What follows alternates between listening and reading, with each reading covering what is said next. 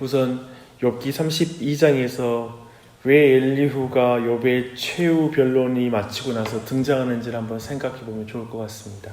사실 욥기 마지막에 욥이 이제 세 사람과의 변론이 마친 후에 이제 내가 하나님께 직접 듣고 싶다, 이 모든 까닭을 듣고 싶다라고 말하기 때문에 바로 하나님이 등장하여서 모든 대답을 해주면 되는데, 실제로 이제 38장부터 하나님이 말씀하시는데 왜 엘리후가 이 사이에 등장하는가, 그에 대한 질문인 것입니다.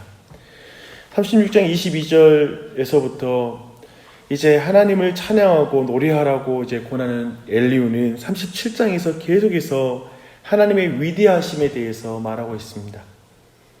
그리고 스스로가 찬양하면서 자신의 이야기를 마치고 있는데, 이것이야말로 사실 욥기 전체가 다루고 있는 중요한 주제를 말하고 있는 부분이기도 합니다. 즉, 하나님의 지혜와 인간의 지혜를 구별하고 하나님 경외해야 된다, 그리고 우리가 하나님의 그 지혜를 의지해야 된다라는 것을 말하는 것이죠. 근데 사실 욥과 세 친구와의 대화 속에서 마지막에 이제 내가 하나님께 직접 듣기를 원한다, 그분에게 이 모든 대답을, 내가 가진 이 모든 질문에 대한 대답을 하나님께 듣겠다라고 하는 그 말에 대해서 어쩌면 이 엘리후를 통해서 미리 그 하나님의 음성을 들을 수 있는 그 귀를 이제 준비시키는 과정으로 또 긍정적으로 볼 수가 있습니다. 그리고 또한 중요한 한 가지는, 하나님께서 욥이 내가 직접 듣겠습니다 소리 지른다고 해서 그것에 맞춰서 시간에 움직이는 분이 아니라 그분의 때와 시간에 맞춰서 그분의 계획 안에 움직인다는 걸 중요하게 드러내는 부분으로도 이해할 수가 있습니다. 이제 내용으로 한번 들어가 볼게요. 36장 22절 이하에서 폭풍우와 천둥 그리고 번개 속에서 나타나는 하나님의 능력에 대해서 쭉 말하고 있습니다. 엘리후는 하나님이 헤아릴 수 없는 큰 일을 행하신다라고 고백합니다. 하나님께서는 눈을 내리게 하시고, 때로는 적은 비와 큰 비를 내리게 하시고, 남방의 광풍과 북방의 찬 기운을 일으키시며 얼음을 얼게 하시고, 또 구름을 일으키시는 이런 모든 자연의 이치를 다 주관하신 분이시라고 말하고 있습니다. 근데 그런 모든 이치가 하나님은 어떠한 목적과 방향으로 이끌어가고 있다는 걸 강조해서 말하고 있습니다. 그냥 이유 없이 그 모든 일을 행하지 않는다, 어떤 그 가운데 하나님의 목적을 이루고 있다라고 말하는 것입니다. 그래서 그의 명하신 것을 세계 위에 이루시고자 하시는 것이 바로 하나님이라고 엘리후는 선언하고 있습니다. 하나님은 목적을 가지고 행하시는 분이며, 자연은 스스로의 자신의 법칙을 가지고 움직이는 법이 없다. 자연의 모든 원리 하나하나가 하나님의 목적 가운데, 그분이 이끄심 가운데 있다라고 이렇게 말하는 것입니다. 그래서 자연의 이치와 돌아가는 모든 현상 가운데 인간이 이해할 수 있는 목적이나 이유가 도대체 얼마나 되겠느냐, 인간이 도대체 그 하나님의 깊으신 뜻을 얼마나 알겠느냐라고 엘리후는 질문하고 있습니다. 자연의 이치도 그리하거늘 어찌 인간에게 일어나는 모든 일들의 원인과 목적과 이유에 대해서 인간 스스로가 자신의 지혜를 의지해서 그거 나 알고 있어, 나 하나님 뜻 다 알아, 이렇게 말할 수 있겠느냐라고 묻습니다. 이제까지 욥과 세 친구들의 이야기는 결국 우리가 그걸 알아내야 되겠다라는 거였거든요. 욥의 세 친구는, 야, 네 사는 꼬라지를 봐라, 지금 너의 그 상황은 하나님이 너를 너의 죄 때문에 징계하신 것이다 라고 이렇게 설명하는 거였고, 욥은 그렇지 않다 라고 말하고, 내가 하나님께 그 이유를 알아야 되겠다라고 이제 말하는 것이 바로 그것이었죠. 계속해서 자신들의 지혜를 의존해서 끊임없이 하나님의 깊으신 뜻, 목적들을 기억고 이해해야 되겠다라고 말하는 것이었습니다. 그렇다면 엘리후의 연설의 결론은 욥이 중간에 28장에서 말했던 내용과 통합니다.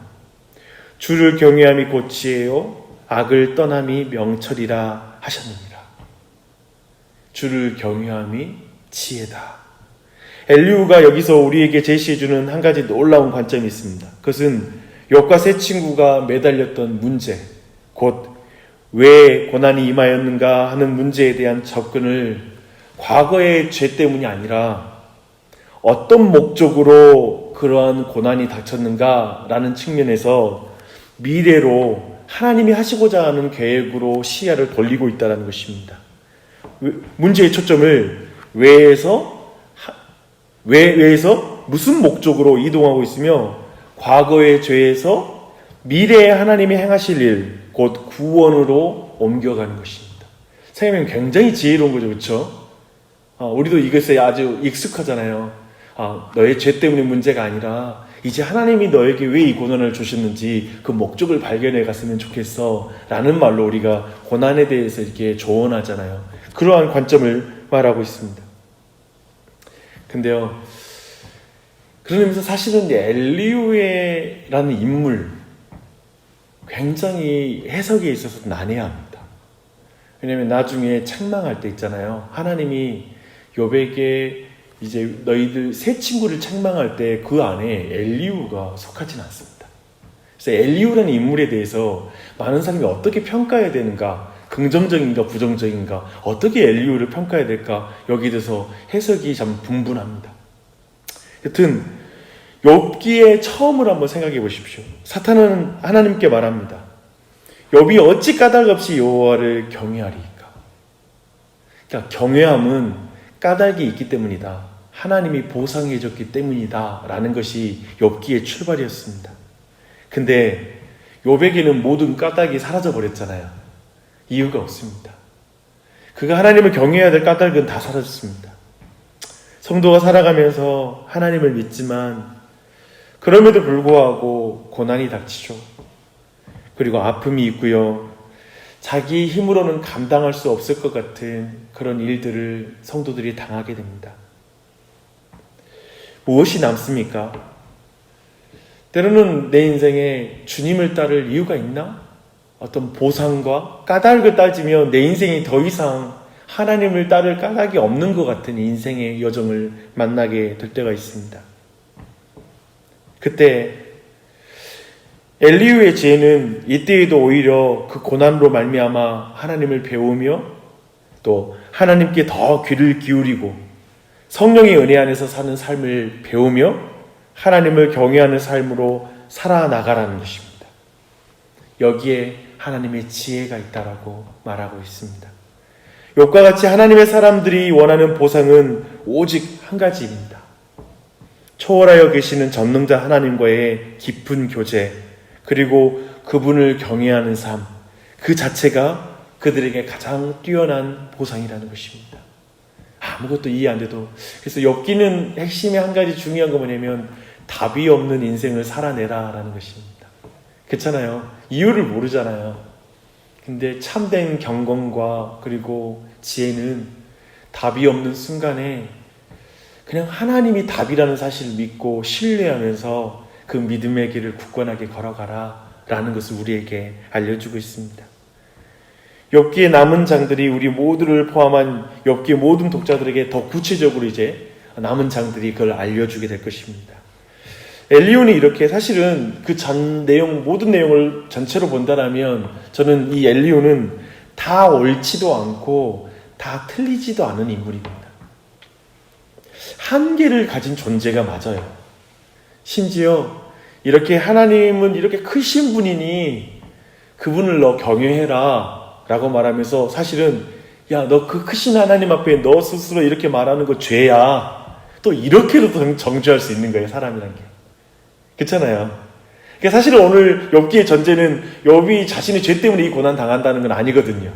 그런데 오늘 본문을 가지고도 우리는 누군가를 정죄할 수 있습니다. 그렇잖아요. 너 세상 하나님 이치 알아?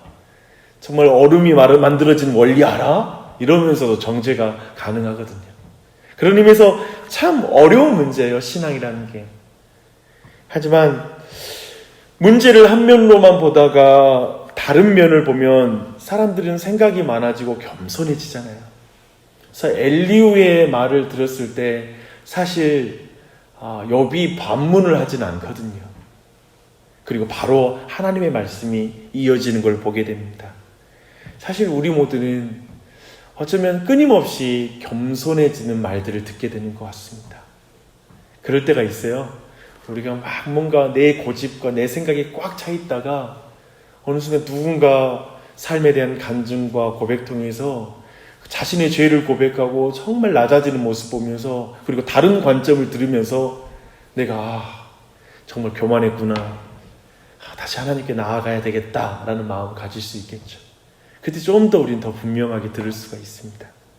그래서 어쩌면 이제 욥은 더욱더 하나님의 음성을 더 듣고 싶고 하나님의 말씀 더 잘 들을 수 있는 귀를 갖게 되었을 것입니다. 이제 38장부터가 내용이 이제 그 내용인데요, 내일 우리가 볼 통독의 말씀이기도 합니다.